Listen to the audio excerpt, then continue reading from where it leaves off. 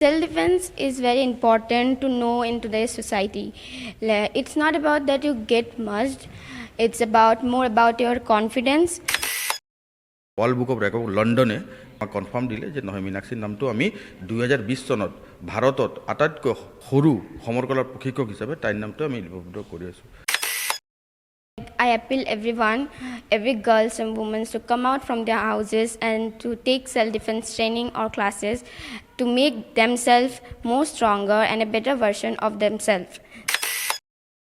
যদি মীনাক্ষী এটো বয়সত এটো পদক্ষেপ ল'ব তাক চাই কেনে বেলেগ ছোৱালীবোৰো এটা ইনস্পায়াৰ হ'ব, এটা অনুপ্ৰেৰণা পাব যে মীনাক্ষী যদি কৰিব পাৰিছে আমিও কৰিব পাৰিম। মই ইন ফিউচাৰ মই NDA জইন কৰিব ভাবিছোঁ আৰু to serve my country in Indian Army. নমস্কাৰ, অলিম্পিয়া স্পৰ্টছৰ প্ৰতিযোগী দৰ্শকক স্বাগতম জনাই আৰম্ভ কৰিছোঁ আজিৰ বিশেষ সাক্ষাৎকাৰ। আজি মোৰ লগত উপস্থিত আছে এগৰাকী কণমানি সমৰকলা খেলুৱৈ। তেখেতৰ নাম হ'ল মীনাক্ষী সিনহা।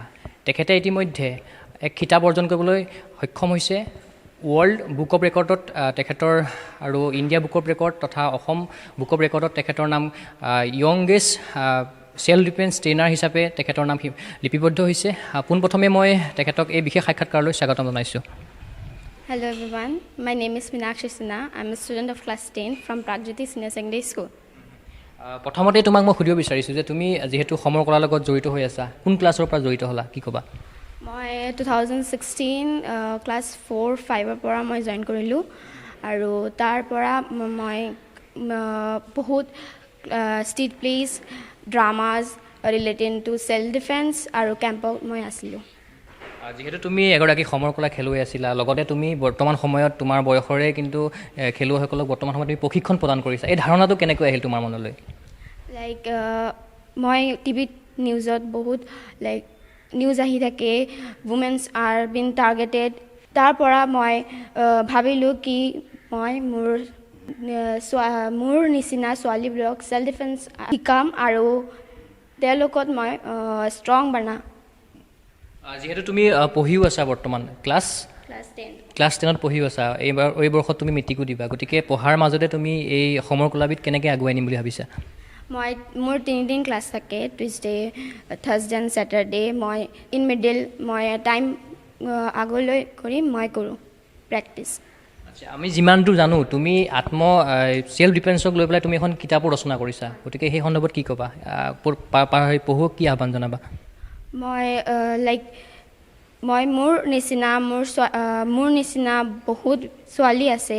মই সেল্ফ ডিফেন্স কি হয়, সেল্ফ ডিফেন্সৰ ইউজেছ আৰু কি কৰিব লাগে ৱেন এটেক্ট তাৰ কথা আছে তাতে। কেনেকুৱা সঁহাৰি কেনেকুৱা পাইছা, মানে পঢ়ুৱৈ সঁহাৰি কেনেকুৱা পাইছা এই পৰ্যন্ত, আৰু কেতিয়া মানে এখন পাব্লিছ হৈছিলে? পাব্লিছ এইটো মোৰ গভৰ্ণৰ হাতদি in lockdown, in the middle of lockdown I have searched from Google and my father also helped me a lot, and from that time I have collected small little things which can help and make that can aware the girls and they can help themselves in the time of need. তুমি যিহেতু বিগত সময়ত অতি কম বয়সৰ পৰা এই ক্ষেত্ৰখনৰ লগত জড়িত হৈ আছা, টাংচুটো খেলিছা, লগতে তুমি কাৰাটেও খেলা, গতিকে মই সুধিব বিচাৰিছোঁ যে তুমি এতিয়ালৈকে কি ইভেণ্টত তোমাৰ স্মৰণীয় মুহূৰ্ত কি আছে? মই কাৰাটেতো আছোঁ আৰু টাংচুটোতো মই আছোঁ। ৰিচেণ্টলি মই গ'ল্ড মেডেল পালোঁ আৰু মোৰ আগৰতলা এটা নেশ্যনেল চেম্পিয়নশ্বিপ আছিলে, তাতে মই চিলভাৰ মেডেল আনিছোঁ। আকৌ যাম তোমাৰ ওচৰলৈ। বৰ্তমান সময়ত তেখেতৰ পিতৃ তথা প্ৰশিক্ষক আছে, তেখেতৰ গাৰ্জেন আছে মনজিত সিনহা।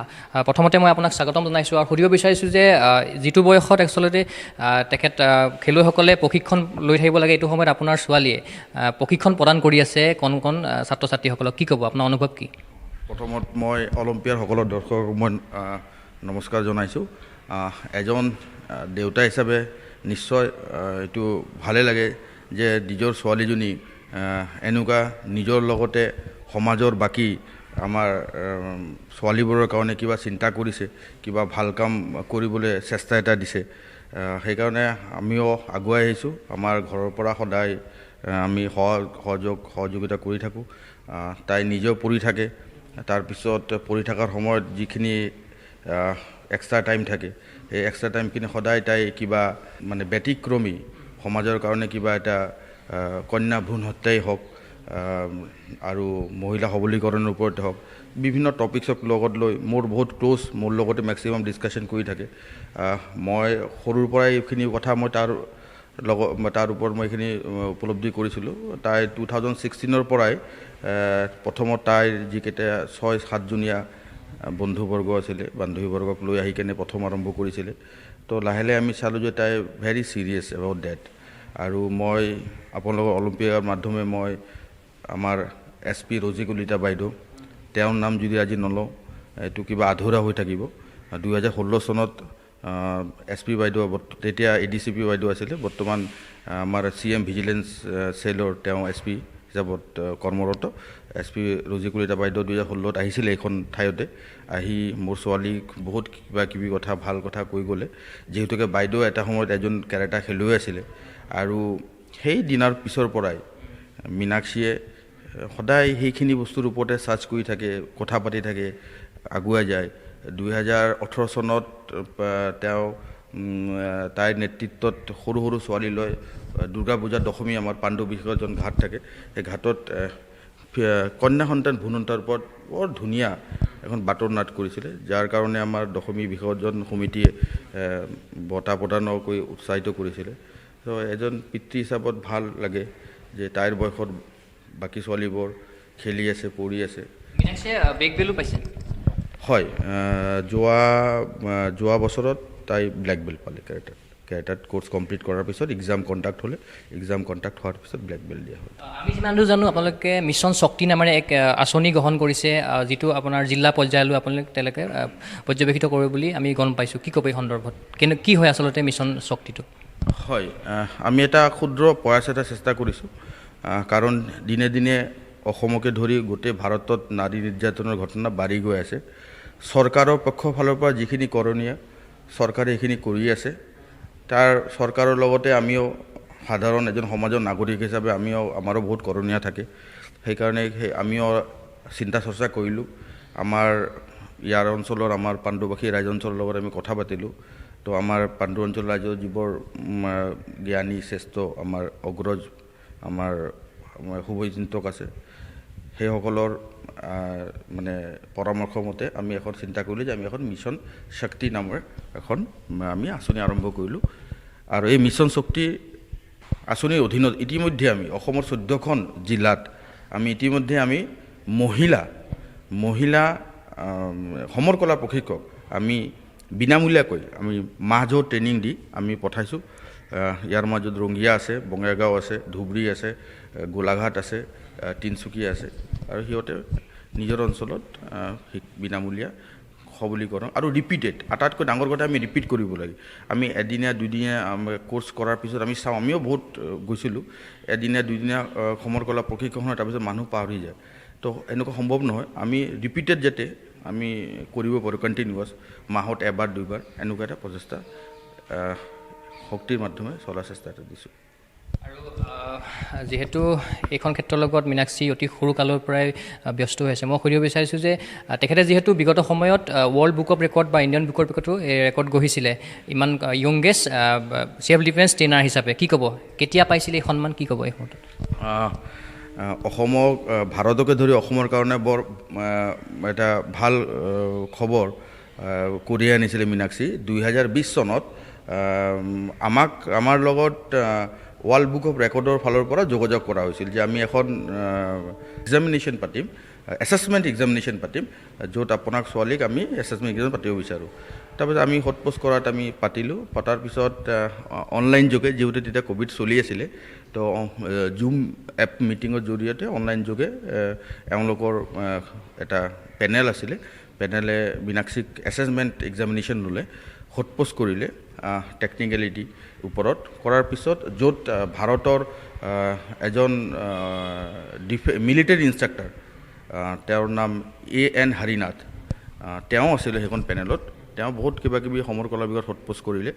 টেকনিকখিনি বিষয়ত দেখাব দিলে দেখাৰ পিছত গোটেই ভেৰিফাই কৰাৰ পিছত ৱৰ্ল্ড বুক অফ ৰেকৰ্ড লণ্ডনে এইটো কৰি আমাক কনফাৰ্ম দিলে যে নহয় মীনাক্ষীৰ নামটো আমি 2020 চনত ভাৰতত আটাইতকৈ সৰু সমৰকলাৰ প্ৰশিক্ষক হিচাপে তাইৰ নামটো আমি লিপিবদ্ধ কৰি আছোঁ। আজিলৈকে কোনো নাছিল নেকি ভাৰতত বৰ্তমান? 2020 চনলৈকে তাইৰ বয়সত 15 বছৰ বয়সত সমৰকলাৰ প্ৰশিক্ষক কোনো নাছিল। নিশ্চয়কৈ এয়া অসমবাসীৰ বাবে এক গৌৰৱ। মীনাক্ষী হ'ল গৌৰৱ, আমাৰ কাৰণে গৌৰৱ। আৰু এটা মই প্ৰসংগ উল্লেখ কৰিব বিচাৰিছোঁ যে আমি সংবাদ মাধ্যমত পাইছিলোঁ, বাতৰি কাগজত পাইছিলোঁ যে এটা সময়ত প্ৰধানমন্ত্ৰীলৈ তেখেতে এই ক্ষেত্ৰটোৰ কাৰণে পত্ৰ প্ৰেৰণ কৰিছিলে। কি ক'ব এই সন্দৰ্ভত? হয়, এদিন মীনাক্ষী মই লকডাউন চলি আছে, চ' মই সন্ধিয়া আহিলোঁ। মীনাক্ষী মোক এখন কাগজ দেখাই ক'লে, পাপা মই এখন ধুনীয়াকৈ ড্ৰ কৰিছে তাই কাগজখনত, ছোৱালী এজনী স্কেচ পেন দি ড্ৰ কৰিছে। মোক ক'লে, পাপা মই এখন লেটাৰ লিখিছোঁ, মই কাইণ্ডলি তুমি মোক অলপ পষ্ট কৰি দিবা না। মই বোলে ৰেকৰ্ড কৰিবি, প্ৰধানমন্ত্ৰীক দিব লাগে। মই চালোঁ, তো পঢ়ি মোৰ ভালেই লাগিলে যে তাই লিখিছিলে যে প্ৰধানমন্ত্ৰীক আবেদন জনাইছিলে যে সমৰকলা যিহেতুকে ইমান ভাইটেল, আৰু সেই সময়ত বহুত কেইটামান ঘটনাও ঘটি গৈছিলে। তো সমৰকলা ইমান ইম্পৰ্টেঞ্চ, তো আমাৰ শৈক্ষিক বৰ্ষত আমাৰ সমৰকলা যেনেকুৱা এটা পাৰ্ট হিচাপত ল'ব লাগে, এটা ৰেগুলাৰ কৰিব লাগে এইটো কোৰ্চত। এতিয়া যদিও চলি আছে, এতিয়া সৰ্বশিক্ষা মিছনত গোটেই ভাৰতত চলি আছে 3 মাহ কিন্তু এটা কৈ এনেকুৱা চলি আছে, কিন্তু তাৰ ফিল্ডত কিমান ফলপ্ৰসূ এইটো আমি চবেই গম পাওঁ। তো এনেকুৱা কৰিলে নহ'ব, মানে সমৰকলাৰ এইটোত আমি এটা ফিক্স কৰিব লাগে। এই বিষয়ত প্ৰধানমন্ত্ৰীক জনাইছিলে। পিছত প্ৰধানমন্ত্ৰীৰ সেই নটিচটো আমাৰ এডুকেশ্যন ডিপাৰ্টমেণ্ট মিনিষ্ট্ৰী অফ HRDলৈ পঠোৱা হ'ল। মিনিষ্ট্ৰী অফ HRDয়ে তেওঁক আবেদনখন কনচিডাৰেশ্যনৰ কাৰণে ৰাখিছে। আৰু এটা সুধিব বিচাৰিম যে যিহেতু মীনাক্ষীৰ বয়সটো খুব কম, মাত্ৰ 10ম শ্ৰেণীৰ ছাত্ৰী হয়, গতিকে ইমান কম বয়সতে ইমান ধৰি লওক অসমৰ যিখিনি প্ৰেক্ষাপট সেইখিনিত তেখেতক ক্ৰিয়া কৰি থাকে, এটা ভাবিলে আচৰিত নহয়নে? কি ক'ব? আচৰিত আৰু বহুত প্ৰত্যাহ্বান আমি সন্মুখীন কৰিব লগা হৈছে এটা সময়ত। কিন্তু মই এইটো সময়ত আমাৰ কিছুমান অসমত বৰ ভাল মানুহ আছিলে, যি মোৰ ছোৱালীক আৰু আমাক মাতি কেনে গাইড কৰাইছে। মই ইতিমধ্যে এজনৰ নাম ল'লোঁ, SP ৰজি কলিতা বাইদেউ। তেওঁ বৰ্তমান SP হিচাপত CM ভিজিলেন্স চেলত কৰ্মৰত। লগতে আমাৰ সেই সময়ত DC আছিলে বিশ্বজিৎ পেগু ছাৰ, তেওঁ বহুত সহযোগিতা আমাক কৰিছে, আমাক মাতি আমাক বুজাইছে। লগতে আৰু এজন তেতিয়াৰ সময়ত আমাৰ কামৰূপ মহানগৰ জিলাৰ সমাজ কল্যাণ বিষয়া আছিলে কুঞ্জলতা লোচন বাইদেউ, তেওঁ বৰ্তমান প্ৰমোট হৈছে। সেই সময়ত তেওঁ বাইদেউ কুঞ্জলতা লোচন বাইদেউ আমাৰ কামৰূপ মহানগৰ জিলা সমাজ কল্যাণ বিভাগৰ বিষয়া আছিলে। তো বাইদেউ মোক এটা কথা কৈছিলে যে মনোজিত চোৱা, তাই এটা ভাল ইনিচিয়েটিভ লৈ আগুৱাই আহিছে, তাইৰ এইখিনি লক্ষণখিনি ভাল, আমি কিন্তু এতিয়া সহায় কৰিব লাগিব। এতিয়ালৈকে বাইদেউ আমাক কৈছিলে যে এতিয়ালৈকে যিমান ইনষ্ট্ৰাক্টৰ আপুনি চাব সমৰকলা বা চেল্ফ ডিফেন্স চব জেণ্টছৰ। চ' যদি মীনাক্ষী এইটো বয়সত এইটো পদক্ষেপ ল'ব পাৰে, তাক চাই কেনে বেলেগ ছোৱালীবোৰো এটা ইনস্পায়াৰ হ'ব, এটা অনুপ্ৰেৰণা পাব যে মীনাক্ষী যদি কৰিব পাৰিছে আমিও কৰিব পাৰিম। সেইটোৱে আমাৰ মেইন লক্ষ্য আছিলে। আৰু বাইদেউ আমাৰ কুঞ্জলতা লোচন বাইদেউ সেই সময়ত district social welfare officer Kamrup metro', তেওঁ মোক বুজাইছিলে পাৰ্চনেলি, বহুত সহযোগিতা কৰিছিলে। আৰু সেই বিনিময়ত আমি চাগে ইমানখিনি। নিশ্চয়কৈ মীনাক্ষীয়ে এটি কম বয়সতে ইমান ধুনীয়া পদক্ষেপ গ্ৰহণ কৰিছে, সি নিশ্চয়কৈ আদৰণীয়। আকৌ আহিম আপোনাৰ ওচৰলৈ। এই মুহূৰ্তত মই আকৌ মীনাক্ষীৰ ওচৰলৈ আহিব বিচাৰিছোঁ যে তুমি প্ৰশিক্ষণ দিবৰ কাৰণে বিভিন্ন স্কুল, বিভিন্ন ক্লাবত যোৱা বুলি আমি গম পাইছোঁ, কি ক'বা এই সন্দৰ্ভত? আমি আমাৰ ইয়াতে আমাৰ ফিল্ড আছে, তাতে আমি এবাভ 500 গাৰ্লছক আমি ট্ৰেইন কৰিলোঁ। আৰু আমাৰ স্কুলবিলাকেও গৈ থাকোঁ আৰু ট্ৰেইনিং দিব থাকোঁ। তুমি যিহেতু কৈছা প্ৰধানমন্ত্ৰী নৰেন্দ্ৰ মোদী ডাঙৰীয়ালৈ তুমি এখন পত্ৰ প্ৰেৰণ কৰিছা, গতিকে কি ভাবা যে সমৰকলাটো পাঠ্যপুথিত অন্তৰ্ভুক্ত হোৱাটো কিমান দৰকাৰী, বৰ্তমান সময়ত কিমান প্ৰয়োজনীয় হৈ পৰিছে, কি ভাবা? Like self-defense is very important to know in today's society. It's not about that you get muzzed. It's more about your confidence, the way you hold yourself when you walk into a room. It more you make sure and aware of your surroundings. So it's important to know in today's society, especially for girls. যিহেতু তুমি দেখা পাই আছা যে actually অপ্ৰিয় সত্য কথা, অসম বা ভাৰতত নাৰী নিৰ্যাতনৰ সংখ্যা বাঢ়িছে, গতিকে সেই নিৰ্যাতনবোৰ যেতিয়া তুমি দেখা পোৱা এজনী ছোৱালী হিচাপে কেনেকুৱা তোমাৰ মনত কেনেকুৱা ধৰণে ক্ৰিয়া কৰে, যাৰ বাবে তুমি এনেকুৱা ধৰণৰ পদক্ষেপ গ্ৰহণ কৰিবলৈ বাধ্য হৈছা, কি ক'বা? ময়ো মোৰো লাগে কি এনেকুৱা কিয় হৈ আছে, আমাৰ গাৰ্লছৰ বাবে ষ্ট্ৰিক্ট ল হ'ব লাগে চ' তাৰ লগতেই মই ভাবিলোঁ কি ছেল্ফ ডিফেন্স কম্পালচাৰী কৰিব লাগে ইন এভৰি স্কুল এণ্ড গাৰ্লছৰ বাবে আৰু মই সুধিব বিচাৰিছোঁ যে তুমি এই সমৰ কলা টাংচুটো কাৰাটেৰ উপৰিও তুমি ইজৰাইলী সমৰ কলা ক্ৰাফ নাগাৰো তুমি প্ৰশিক্ষণ প্ৰদান কৰি আছা বা শিকি আছা কি ক'বা এই সন্দৰ্ভত কেতিয়াৰ পৰা শিকিছা কি হয় একচুৱেলি এই ক্ৰাফ নাগা মই লাষ্ট ইয়াৰত আৰু Krav Maga is Israel combat system hand to hand combat system Krav Maga মই দিল্লীত গৈ শিকিলোঁ ছাৰৰ পৰা নিশ্চয়কৈ মই আকৌ আহিব বিচাৰিছোঁ তেখেতৰ পিতৃৰ ওচৰলৈ কি ভাবে যে আপুনি আপোনাৰ সন্তানক ভৱিষ্যতে কি হিচাপে চাব বিচাৰে এগৰাকী খেলুৱৈ হিচাপে বা কি হিচাপে চাব বিচাৰে আপোনাৰ ভৱিষ্যত পৰিকল্পনা কি আছে সন্তানক লৈ মই মোৰ সন্তান মোৰ ল'ৰা ছোৱালী মই দুজনক এটা বস্তু মই সদায় সৰুৰ পৰা কৈ গৈছোঁ যে পঢ়ি আছা ভালকৈ পঢ়িব লাগিব ফিউচাৰত গৈ কেৰিয়াৰ এটা আছে সদায় এনেকুৱা ভাবিব লাগে ফাৰ্ষ্ট পঢ়া শুনাৰ কেৰিয়াৰ যেতিয়া চুজ কৰিবা আগতে সেইটো চিন্তা কৰিবা যে মই মোৰ ছ'চাইটিৰ কাৰণে কি কৰিব পাৰোঁ আৰু মই মোৰ দেশৰ কাৰণে কি কৰিব পাৰোঁ সদায় কেৰিয়াৰ চুজ কৰাৰ আগতে সেই বস্তু দুটা সদায় মগজুত থাকিব আৰু মীনাক্ষীয়ে he is very much excited to join Indian army তাই মেট্ৰিকৰ পিছত নেশ্যনেল ডিফেন্স একাডেমীত যোৱাৰ কাৰণে ইতিমধ্যে যোজা চলাইছে প্ৰস্তুতি কৰি আছে চ' আফটাৰ ডেট নেশ্যনেল ডিফেন্স একাডেমীত তাই জইন কৰিব বুলি সিদ্ধান্ত কৰিছে নিশ্চয়কৈ তেওঁৰ আশা পূৰ্ণ হওক আমি সেইটোৱে আশা কৰিম এই মুহূৰ্তত আপোনাক মই ধন্যবাদ জ্ঞাপন কৰিছোঁ শেষৰ অংশলৈ আহিব বিচাৰিছোঁ গতিকে মই সেই একেটা প্ৰশ্নই তোমাকো কৰিব বিচাৰিছোঁ যে তোমাৰ কেনেকুৱা ধৰণৰ সপোন আছে এই ক্ৰীড়া ক্ষেত্ৰক লৈ পেলাই টাংচুটো খেলা যিহেতু তুমি লগতে তুমি কেৰাটে শিকা লগতে তুমি ক্ৰাভ নাগাও খেলি আছা গতিকে কি আছে সপোন কি আছে এই ক্ৰীড়াখিনি লৈ পেলাই মই ইন ফিউচাৰ মই NDA জইন কৰিব ভাবিছোঁ আৰু to serve my country in Indian army তো মই ইন ফিউচাৰ আৰু খেলিবলৈ মোৰ ইচ্ছা আছে আৰু গ'ল্ড মেডেল ফৰ ইণ্ডিয়া মই ল'ব ইচ্ছা আছে শেষত মই আৰু এটা কথা সুধিব বিচাৰিছোঁ যে তোমাৰ দৰে বহু ছোৱালী আছে বা ল'ৰা আছে যি সময়ত বৰ্তমান সময়ত খেলত নিমগ্ন হৈ আছে কেৰাটে শিকি আছে বা কেৰাটে শিকিবলৈ ওলাই আহিব গতিকে তেখেতসকলৰ উদ্দেশ্যি তোমাৰ আহ্বান কি থাকিব শেষত Like I appeal every girls and women to come out from their houses and to take self-defense training or classes to make themselves more stronger and a better version of themselves. Thank you. নিশ্চয়কৈ আমি এই মুহূৰ্তত এই সাক্ষাৎকাৰৰ পৰা বিদায় ল'ব লাগিব ইমানখিনি সময় দিয়াৰ বাবে তোমাক মই ধন্যবাদ জ্ঞাপন কৰিছোঁ Thank you.